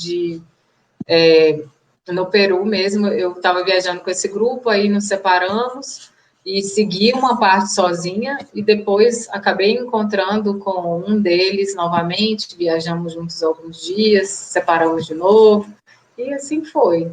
Foi uma experiência bem interessante. Esse caminho da América do Sul é muito procurado por viajantes de, assim, todo mundo, eu acho. Tem muitos viajantes. Uhum. Eu encontrei vários. Me diz uma coisa, Ada, o país que te deixou mais confortável com essa questão de ser mulher e estar sozinha. A gente sabe que tem um tabu muito grande, o nosso país ainda é muito machista, então, mas você provou que com determinação, planejamento, tudo é possível, muito bem organizado, se consegue propor e executar coisas sem grandes problemas, de tal igual a qualquer outro ser humano, né? Mas tu teve países que te, tu te sentiste muito mais confortável com relação a essa questão. Qual foi? Assim, a questão do machismo e até mesmo do assédio, eu posso dizer Hum, que, infelizmente, é algo comum em todos os países da América do Sul. Acho que até por uma questão cultural nossa, né? Ainda são países assim bem machistas mesmo, assim. E as pessoas não estão ainda acostumadas a ver uma mulher sozinha na estrada, né? Todas as vezes que eu chegava em algum lugar, a primeira pergunta que faziam era: ué, mas cadê seu marido? Cadê seu companheiro? Você está sozinha? Como se, né, fosse um absurdo ter uma mulher sozinha. E o mais interessante, assim, e até absurdo, era que às vezes eu estava viajando na companhia de uma outra mulher e faziam as mesmas perguntas, mas vocês estão sozinhas? Não, a gente não está sozinha, a gente está junta, né? Mas assim, viam a falta de um homem como se você está sozinha, se só o homem pudesse, né, salvar ali de qualquer perigo. E assim, mas que eu me senti mais segura, eu gostei muito do Uruguai, eu recomendo o Uruguai assim como um primeiro país para quem quiser iniciar nesse mundo de cicloviagem, porque é um país bem tranquilo, né? É pequenininho, as cidades são pequenininhas, as pessoas são acolhedoras e tal. Não tem, até mesmo a capital, ainda tem aquele ar de interior, assim, sabe? É bem tranquilo mesmo. E não é tão exigente também na questão da física de pedalar, assim. E eu me senti bem tranquila. E foi bom, porque foi o primeiro país, né, que eu passei assim que eu saí do Brasil. E os outros, foi assim, eu não tive nenhuma experiência uma experiência assim ruim. Mas, por exemplo, eu senti muita diferença no Peru. Teve esse trecho que eu viajei acompanhada há muito tempo. E aí, num determinado momento da viagem, ainda no Peru, quase chegando no Equador, eu viajei sozinha um trecho. Nos separamos, cada um seguiu o seu caminho. E no primeiro dia que eu estava pedalando sozinha, eu senti assim absurdamente como as pessoas me assediavam, sabe? Assim, carros passando na estrada, aí por comentários e coisas desse tipo. E eu percebi assim, porque eu estava sozinha, porque nos outros dias que eu estava com os meus amigos, eu não sentia esse tipo de abordagem, sabe? Eu fiquei até bem irritada. Eu falei, nossa, eu tô doida para sair. Quando eu entrei no Equador, foi outro alívio, que é outro país também que eu achei bem mais tranquilo. Fui assim, não tive nenhum problema, fui bem recebida. Também é um país menor, pode ser por essas características, né? Mas assim, eu acho que de uma certa forma as mulheres me perguntam às vezes essas dicas e assim eu acho que eu dei muita sorte assim e falo para todas elas, eu não posso garantir que com você vai ser do mesmo jeito. Até tem uma menina de Macapá, a Raíssa, que tá viajando, né? E antes Um dela grande abraço à viajar, Raíssa. A Raíssa tá na estrada aí, tá na né? estrada. Antes dela viajar, ela me perguntou muito e dicas, e eu falava, Raíssa, eu, assim, as minhas experiências foram essas, eu não posso garantir que com você vai ser igual, né, mas dei as dicas de questão do que eu mais me preocupava, essa questão da hospedagem e tudo, aí a gente vai se cercando, né, desses cuidados, eu acho que a gente tem que, eu, sim, seguia muito o meu instinto, assim, sabe, a gente sente quando está numa situação que pode ser perigosa, né? E aquela coisa de demonstrar a nossa postura ali, não é porque a gente está sozinha que as pessoas vão poder assediar, não, se impor mesmo diante da situação, né? Que bom. Isso aí vale para não só para cicloturista, né? Eu acho que é na vida toda. Para a vida, A, com certeza. a mulher deve ser, sim, sempre respeitada, né? E se manter isso que você falou, a questão da postura, e me respeite, me olhe sério, me trate com dignidade, né? Todo ser humano, ele tem esse direito, sim. Não é Não é outra coisa, não. Não, E com aí certeza. a gente se preocupa muito com isso. A gente fala, a gente troca muita ideia. A Raíssa tinha me perguntado muito sobre isso. Célio, como é que é viajar? Eu disse, Raíssa, foi que eu orientei. Eu disse, é mais fácil tu, às vezes, assim, te perguntar para quem já trocar ideia com quem já fez, né? Eu disse, ó, procura contato dos cicloturistas, falei com o pessoal do cicloturismo Brasil. Lá tem muita gente que já rodou também o Brasil, fora, né? Vai trocar muita Sim, figurinha. Né? Ela falou que já estava pegando mais informação com outras pessoas. O foi. país que A tu gente ficou mais conversou muito. tempo, o país que você ficou mais tempo, Ada, qual foi? Eu fiquei mais tempo na Colômbia. Foi um caso de amor com a Colômbia, porque eu fiquei 3 meses lá. É um país muito acolhedor. Eu acho que eu gostei muito, porque de certa forma, muito parecido com o Brasil. Assim, as pessoas são muito alegres, são muito Você trafegou, receptivas. você trafegou mais no período na área mais urbanizada ou mais interiorana? Nos dois. Eu entrei Ah, por uma parte mais ali próximo da Amazônia, fiz uma voltinha, depois fui uhum, para Cali, que já é uma cidade grande, que é onde estava esse meu amigo, mas fiz também uma parte do deserto, de Tatacoa, uma parte da região de café, né, que eles produzem bastante, e depois fui para a parte do litoral do Caribe, né, para conhecer Cartagena e essa parte mais do litoral. Então, assim, deu para conhecer um pouquinho de. Faltou ainda bastante, mas deu para conhecer um pouco do país. E eu fiquei muito à vontade, assim, me senti muito bem com os colombianos. Aí, por fim, eles já até. Eu ficava imitando um sotaque de uma região, fingia que eu era colombiana e passava, né? Porque, assim, parece um pouco, né, as nossos traços. E aí foi bem divertido, eu gostei bastante. uhum. É coisa boa demais. Ah, agora vem a grande curiosidade. A gente sabe que quando a gente está em casa, bater um calor ou qualquer desconforto, a gente vai, toma um banho, faz uma higiene. Mas quando a gente está viajando nesse perfil de viagem que nós executamos, que somos cicloturistas, a gente sabe que a coisa é bem diferente. Me diz como é que tu encarou isso nessa tua jornada. Banho, como é que ficou isso? Tinha dia que dava, tinha dia que não dava, tinha muitos dias que não dava, ou todo dia tinha possibilidade de banho? Digamos que na maioria É, tipo, eu te pergunto 90% isso, dos dias é, tinha.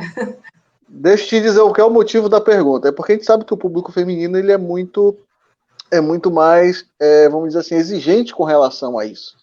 Né? E Sim, aí a mulherada o público feminino que pretende se lançar a essa realidade, ela tem que entender um pouco do que é essa realidade que ela vai se lançar.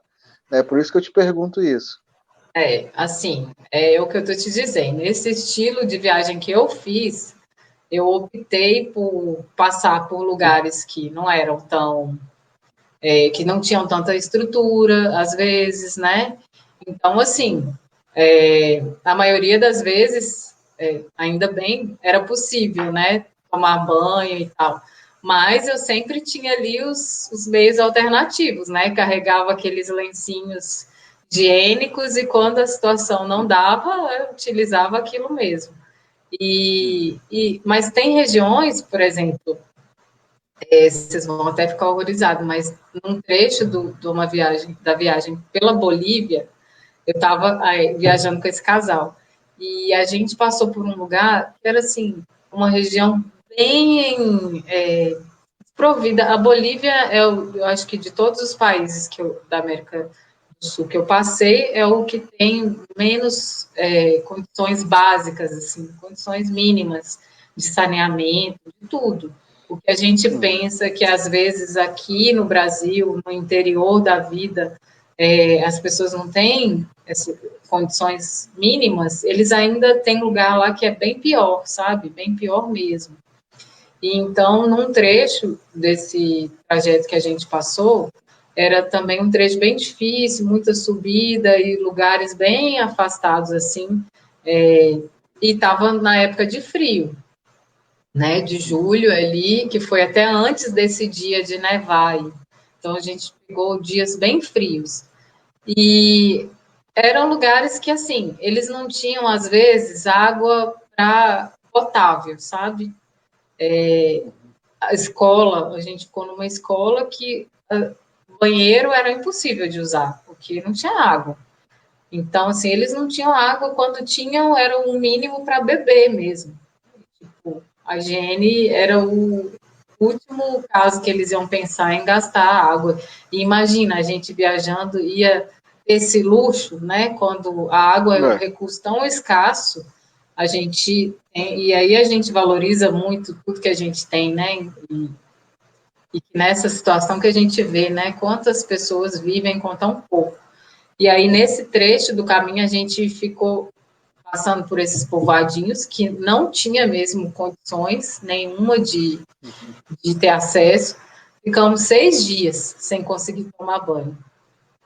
E aí, quando a gente Nossa. chegou numa cidadezinha maior, aí a gente foi conseguir uma hospedagem, e aí a gente pagou por uma hospedagem, e aí que tinha chuveiro, tinha água, e a gente conseguiu tomar banho. Mas esses 6 dias no caminho a gente não conseguiu, porque os lugares que a gente ficava não tinha condições, não tinha mesmo. A ideia é justamente isso, Ada. E aqui o motivo do nosso bate-papo é esclarecer o máximo possível o que é a realidade do cicloturismo. Vai ter dia, que é isso que você falou, vai ter dia que a gente vai estar num país que, como o nosso, que a gente tem água em abundância, a gente despreza, a gente lava jardim, a gente lava carro, a gente lava calçada, a gente esbanja, mas vai ter dia que você vai estar num país que realmente foi isso que você relatou, não tem, é escasso demais, Hélio, é muito, é uma coisa, é um bem muito raro, água em alguns lugares. E às vezes não é só a questão da água, às vezes eu digo também da alimentação, né? Ou seja, tem outros elementos que a gente tem que procurar identificar e conhecer ao longo do trajeto que a gente monta, que a gente estrutura no nosso roteiro, é para saber esses perfis de necessidades extremas que a gente vai se envolver, a gente vai ter contato, mais cedo ou mais tarde a gente vai ter contato. Às vezes, como tu falou, é o pernoite, às vezes é a dormida, né? Então nem sempre é tão Sim, confortável, nem sempre é tão aconchegante, nem sempre é na temperatura agradável, né? Então tem N elementos que a ideia do nosso bate-papo é alertar sobre toda essa realidade que você tem a possibilidade de experimentar. E eu é. sei, Ada, que viajar transforma. Eu sei que realizar cicloturismo, aí você sai de um jeito e chega renascido, né? Então, assim, Sim. eu queria saber de ti qual foi o processo de transformação que te ocasionou esses teus 2 anos de viagem por esses 12 países. Nossa, eu acho que são tantas mudanças, né? A gente sai uma pessoa e volta outra completamente diferente. E uma coisa interessante que eu não falei é assim, o motivo da saída. Muita gente pensa que às vezes a gente sai para um roteiro assim, uma viagem longa, porque a gente está fugindo de alguma situação, né? Na verdade, quando eu busquei essa viagem, eu não estava fugindo de nada. A minha vida estava muito boa, tranquila, nenhum problema que eu queria abandonar. E se alguém pensa em fazer uma viagem querendo fugir de um problema, não faça isso, porque eles vão te acompanhar, entendeu? Esteja bem com você, porque você será a sua companhia nesse trajeto, né? A sua melhor companhia.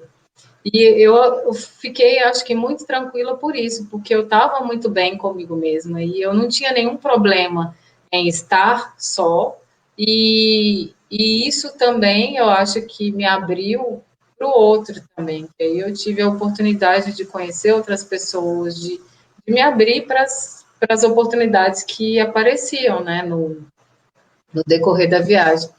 E eu acho assim que eu voltei com o pensamento de ter assim uma vida, seguir uma vida mais simples, né, eu vi que eu poderia viver 2 anos carregando uma bicicleta, tinha tudo que eu precisava. Então, assim, eu não preciso de uma vida cheia de coisas. Eu acho que quanto mais simples a gente puder, né, quanto mais a gente puder simplificar a vida, acho que a gente vai aproveitar melhor essa vida, né? Dar valor às coisas que realmente importam, né?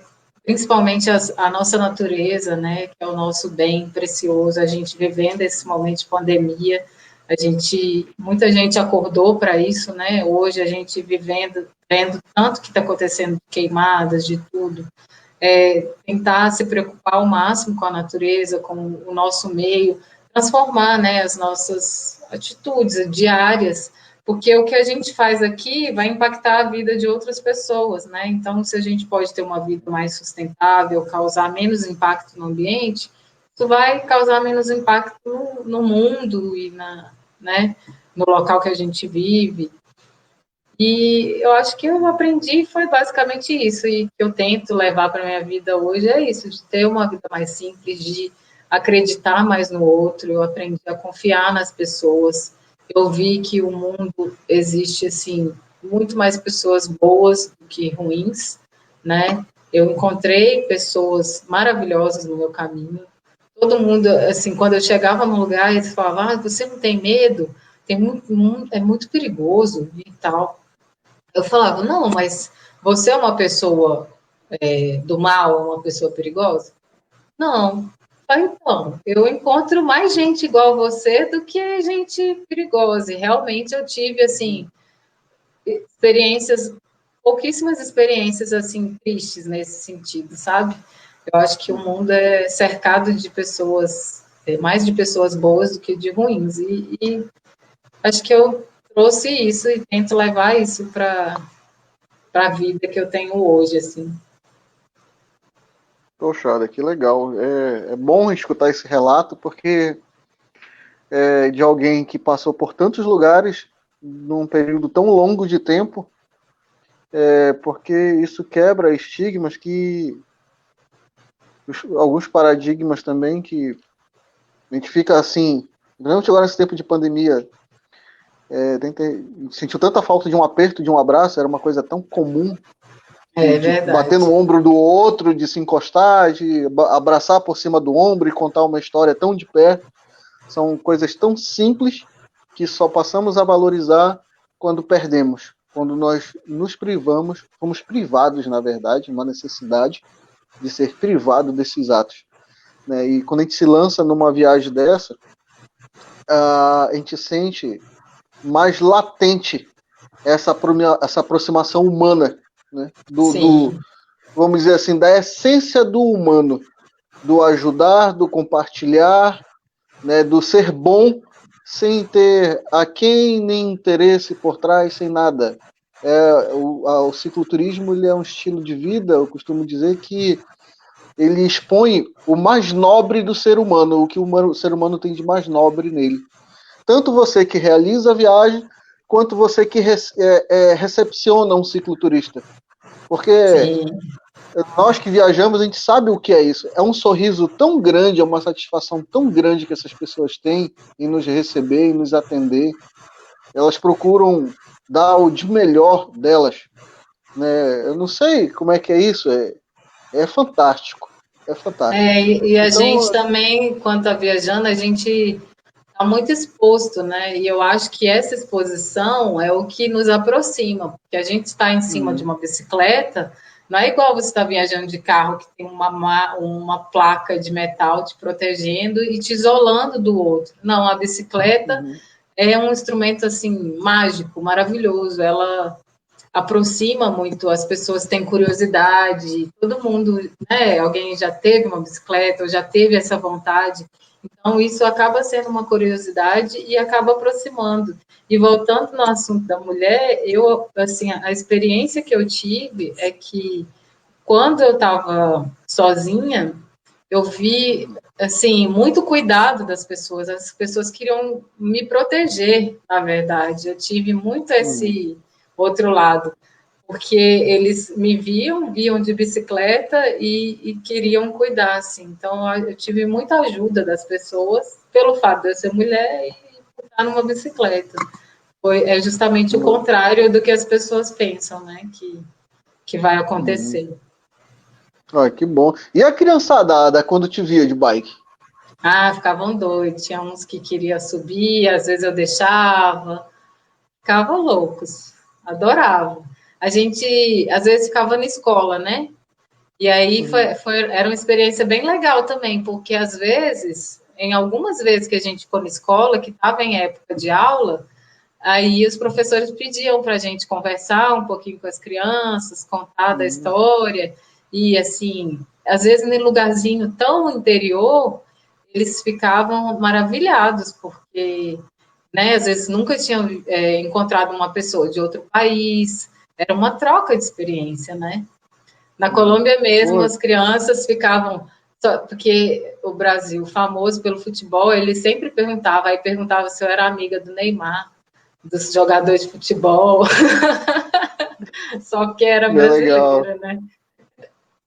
Ai, coisa boa demais. Ada, é assim, queria te deixar à vontade para os seus agradecimentos, né? Ah, tem um item aqui, eu me lembrei, o Aldir perguntou ainda há pouco a respeito de alguma doença de um país para outro, alguma coisa. Tu teve algum caso dessa natureza? Porque a gente sabe que tem alguns países que eles pedem que você siga um ciclo de vacinação, né? Tem mesmo, essa pergunta é boa.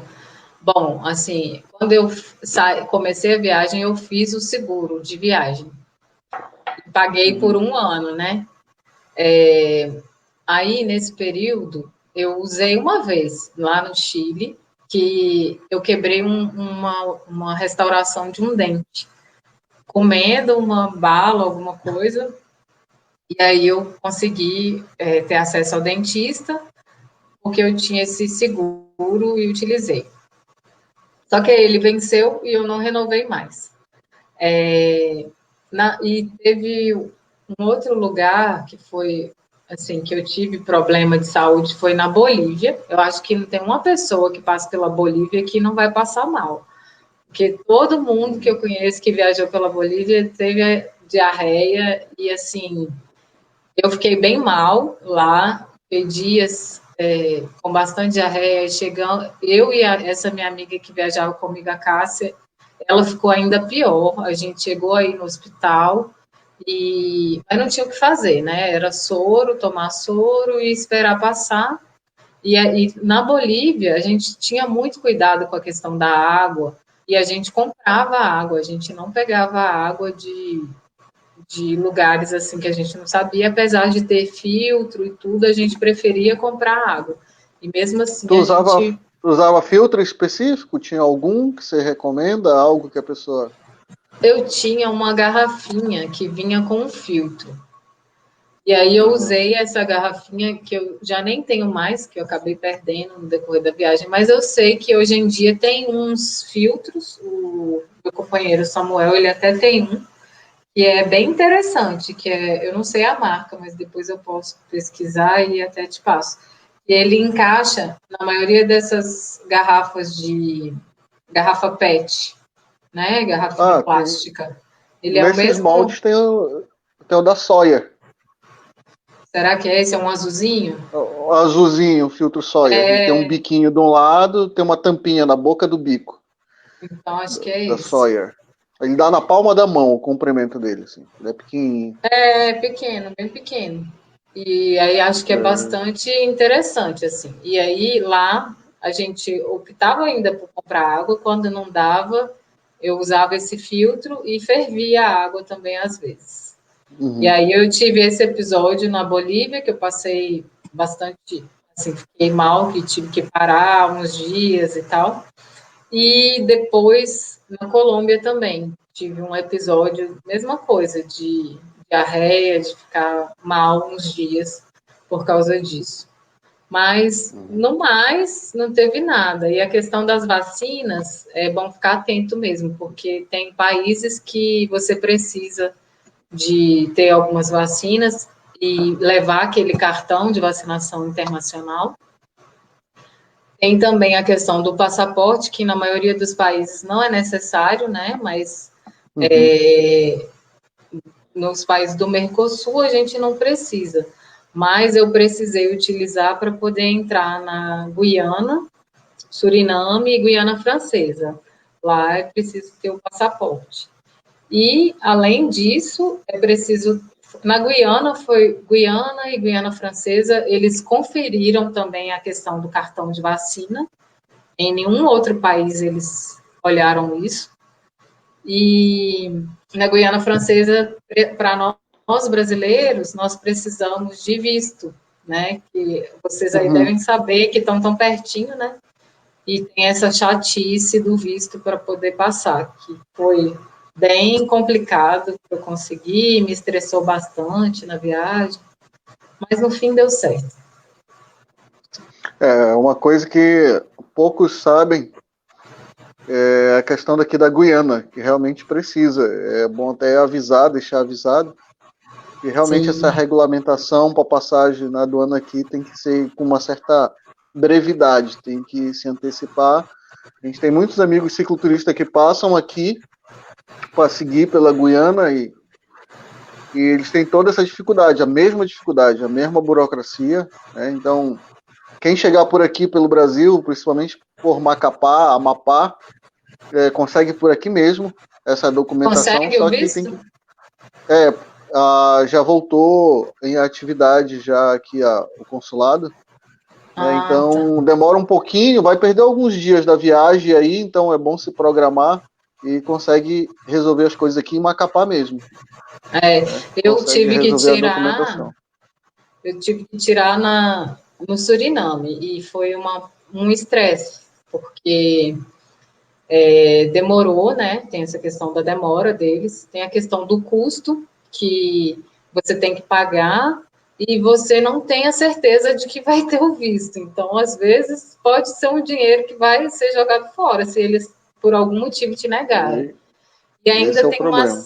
uma série de exigências, porque aí eu tive que fazer de novo um seguro de viagem, porque eles pedem seguro médico, né? De viagem, e tinha que comprovar hospedagem. Eu falei, gente, mas eu estou viajando de bicicleta, não tem como comprovar isso.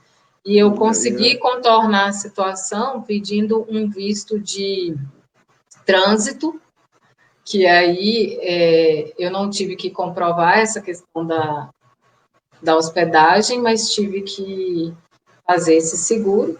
Mas foi bem complicado, porque me deram 10 dias só, e aí eu tive que fazer tudo correndo, porque apesar do país ser pequenininho, né, mas eu só tinha 10 dias para atravessar, e aí foi bem complicado, foi uma dor de cabeça, e eu não falava o idioma, porque assim, a Guiana, o Suriname e a Guiana Francesa foram um desafio por causa do idioma, porque cada um falando idiomas que eu não estava acostumada, né, inglês, o holandês e o francês, e ainda teve essa dor de cabeça do visto, que aí eu pensei, mas eu não tinha o que fazer, porque aí eu já estava lá no Suriname, ou eu pegava um voo para Belém, que tinha voo direto de Suriname para Belém, mas ia sair muito caro e eu não queria fazer isso. E então resolvi insistir nessa história do visto, acabei insistindo, deu certo, e tudo na vida tem um porquê, né? Acabei conhecendo o meu companheiro lá, na Guiana Francesa, depois de tanta briga, e aí para poder entrar no país, e Coisa estamos boa aí. demais. Sim, Ó, é tá esse vendo, filtro né? aí mesmo. Tu é a segunda pessoa que a Guiana acaba resolvendo a questão amorosa e criando uma nova história de vida. Ah, é mesmo? É. Ai, que Fofocas. Quem é legal, a que outra legal. pessoa? Pergunta pro Nelson, que a gente fala. Ah, o Nelson Ai, não foi a Guiana, foi outro lugar. foi para Manaus, né? Mas Manaus, porque, mas porque ele não conseguiu entrar na Guiana. Ah, Foi, aí ele desviou para lá. olha Aí só. deu esse. Ó, esse é o filtrozinho portátil. Sim, é É exatamente bom, esse. bom saber. Para quem viaja, gente, fica a dica aí de um filtro que É, realmente resolve. é muito bom mesmo. A gente usou em outras viagens e eu não usei nessa viagem de 2 anos, mas agora a gente tem um e já usamos viajando por outros países e outros Eu, lugares e usa e vale a pena. eu particularmente uso um desse aqui, que dependendo dos locais que eu pedalo aqui, às vezes a minha água acaba E aí, como a gente tem muito córrego, tem muito igarapé, furo de rio, eu acabo usando. Então eu acho ele muito prático e vale a pena, vale muito a pena. É um investimento que, sem sombra de dúvida, compensa.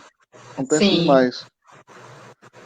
também acho. Ada, aproveitar aqui, já estamos com 1h30 de live. Fico muito feliz com a sua participação, me sinto honrado em recebê-la nesse nosso espaço chamado Pedal Extremo. E a ideia é fomentar o cicloturismo, é entusiasmar as pessoas a aderirem a esse novo estilo de vida, essa proposta, encarar um projeto diferente de desafio, com metas. Né? E o teu relato, ele é fabuloso, é uma coisa fora de série. Né? Mostra para o público feminino, encoraja o público feminino a desatar amarras culturalmente impostas no nosso país. Então, fico muito feliz com o teu relato, te deixo à vontade, tá? Sinta-se convidada a conhecer um pouco mais de Macapá, do Amapá. Eu sei que você passou por aqui, vi uma foto belíssima próxima do Monumento do Marco Zero, que legal. Então, sempre que chegar por aqui, já sabe que tem gente para recebê-la, tá? Então, sinta-se em casa. Te deixo à vontade para se despedir, tá? E vamos marcar a nossa próxima. Eu estava falando com o Nelson sobre Estrada Real. Eu sei que também tu tens uma experiência boa de Estrada Real. Vamos lá ver se a gente casa essa ideia aí. Bora falar um pouquinho de Estrada Real para a turma, pessoal que não conhece. Saber o que levar, como fazer, como planificar uma rota, qual o melhor trajeto a seguir lá, se é estrada antiga, como é que é. Então, a gente vai trocando essa ideia aí, vamos amadurecendo essa ideia. Ada, te deixo à Com vontade para certeza. se despedir, tá? Olha, Obrigado. eu que agradeço o convite, peço desculpas que eu sou meio envergonhada, assim, fiquei ansiosa com o bate-papo, ficava fugindo dos convites para fazer esses eventos, assim, mas eu acho que é bom, né, a gente compartilhar a experiência, tomara que a minha experiência possa motivar e encorajar e outras pessoas a fazer o que elas realmente têm vontade de fazer, né? Não deixa o seu sonho aí preso na caixinha, não. Bota ele em prática, né? E quero agradecer a todos aí, mandar um abraço para o Wilson, que me recebeu a primeira vez e outras várias vezes que eu fui aí em Macapá, que é um grande amigo nosso, né? O E Wilson sempre ajuda. espero poder retornar aí à cidade, conhecer mais a região. E o que eu quero deixar de dica final, assim, para quem quiser, né, saber mais desse mundo do cicloturismo, tem o Clube de Cicloturismo do Brasil, e eles têm muita informação, eles divulgam experiências de outros viajantes, e é só buscar no site, eles estão aí no Instagram e tem o site deles, e vale a pena para quem quer, né, mais informações sobre esse mundo aí e prestigiar o nosso cicloturismo também, as regiões lindas do Brasil que a gente tem, né? Sim, sim. E agradeço, estou aí disponível quando quiser marcar o outro, a gente combina. Ada, eu só tenho a te agradecer e com certeza o público do cicloturismo do Amapá tem muito a te agradecer. Tenho certeza que futuramente, em breve, vai ter mais raíças pedalando por aí, Tomara saindo que daqui do sim. Amapá. E, assisti uma live, me empolguei, achei legal, comecei a pedalar, fui conhecendo mais. E um dia a gente se encontra aí num país desse por aí fazendo cicloturismo. Então, acreditamos nessa mola propulsora que são esses relatos de vocês. Tá? E é isso que faz a coisa acontecer. Ada, muito obrigado. Tá? Vamos marcar o nosso próximo encontro. E valeu mesmo. Agradeço o Wilson que nos apresentou, um cara fora de série, daqui de Macapá, que sempre nos ajuda, sempre me dá força. Né? Então, mais uma vez, muito obrigado, Wilson. Pessoas maravilhosas o Wilson tem me apresentado. Né? E você foi mais uma. Sei que o seu marido é um cicloturista também. Samuel tem uma linha, já vi uns vídeos dele, excelente, coisa de primeira, coisa boa, né? Então, aí eu não sei como é o português como é que ele tá. Já fala bem, já está falando Já tá perfeitamente. melhor. Oh, coisa boa demais. Então, já estou se preparando aí e Um treinando ano que a gente de vai ter um Brasil, bate-papo. já acostumou Ah, já, já então tá, tá afinado demais. Então a gente foi já. se preparando que a gente vai amadurecer essa ideia. E eu sei que ele foi pro Ushuaia, né? Sim, ele fez a viagem dele, ele saiu aí da Guiana Francesa e foi até Ushuaia. Foi um ano Ó. viajando também, sozinho. Ah, então tem coisa boa pra gente Experiência linda escutar. também. Sim, tem muita Boa. história. Ah, eu vou perturbar vocês, Ada. Eu vou incomodar. Tamo aí, Se você me permite, já disse pro Nelson se preparar aí. pode Ada, um deixar. grande abraço. Uma Um boa abraço, noite. viu? Boa Obrigado, noite para todo mundo. obrigado pela gentileza, viu? Gostamos. Imagina. Um abraço, obrigada. Abraço, Ada. Até mais. Tchau. Pois é, gente, essa foi a nossa live de hoje. Conversamos com Ada Cordeiro, falou muita coisa sobre cicloturismo, trocou a experiência dela do que ser mulher e pedalar sozinha nesses 2 anos de cicloaventura que ela programou, né? Então deu muitas dicas interessantes. E é isso aí, gente. Não tem mistério, não é algo do outro mundo, coisas bem palpáveis, realistas, desde que muito bem planejada, muito bem estudada, muito bem analisada. Então, dica da Ada, gente, procure mais informações sobre como viajar, como sair do seu país, como sair de sua cidade. Né? Faça contato com quem já realizou as ciclorotas que você pretende executar. Pegue as dicas, converse com a comunidade local, procure saber como é a realidade daquele lugar, costume do país.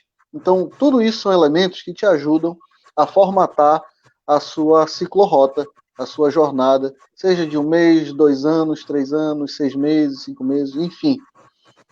Tudo o que você precisa saber.